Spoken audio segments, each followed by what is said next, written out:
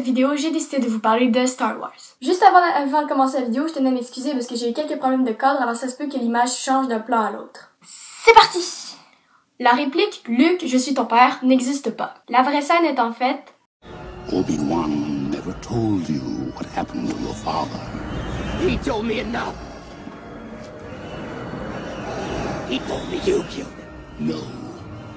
I am your father. Comment c'est passé de non à Luke, j'en ai aucune idée, puis je pense que personne qui le sait vraiment. Par contre, ce que je sais, c'est que comme cette réplique était le plus gros spoiler du monde, elle a été extrêmement bien gardée. Elle n'était pas écrite dans le script, donc au tournage, l'acteur qui faisait le corps de Darth Vader pouvait dire n'importe quoi et Luke devait juste crier non ensuite. Donc il n'y avait que les réalisateurs et la personne qui fait la voix de Darth Vader qui le savaient. Car oui, c'est pas le même acteur qui fait le corps et la voix du méchant. Pour continuer dans les répliques, il y en a une qui est devenue un gag récurrent et elle est présente dans tous les films de Star Wars. C'est I have a bad feeling about this ou I have a very bad feeling about this. I have a bad feeling about this. I've got a bad feeling about this. Oh, I have a bad feeling about this. I have a very bad feeling about this. I got a bad feeling about this.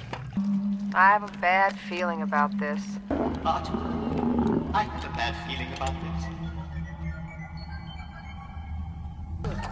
I have a really bad feeling about this.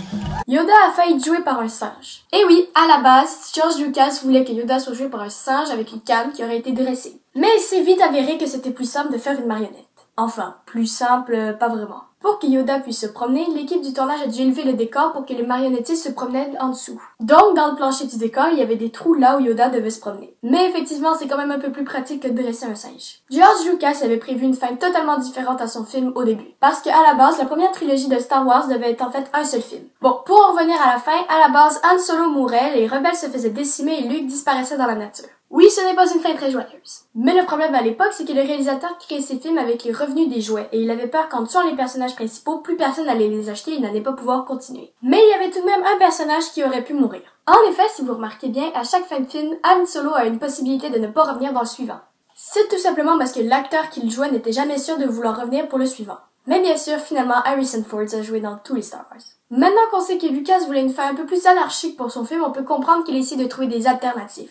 On dit donc qu'à une des réunions, il aurait caressé une idée pas mal tragique pour la fin. Lorsque Luke enlève le casque à Vader, il l'aurait mis pour ensuite déclarer qu'il était maintenant Vader. Personnellement, je préfère la fin avec la fête chez les Ewoks. Et voilà, c'est tout ce que j'avais pour vous aujourd'hui. J'espère que ça vous a plu. Mettez ça dans la description comme d'habitude et on se retrouve dans une prochaine vidéo. Ciao!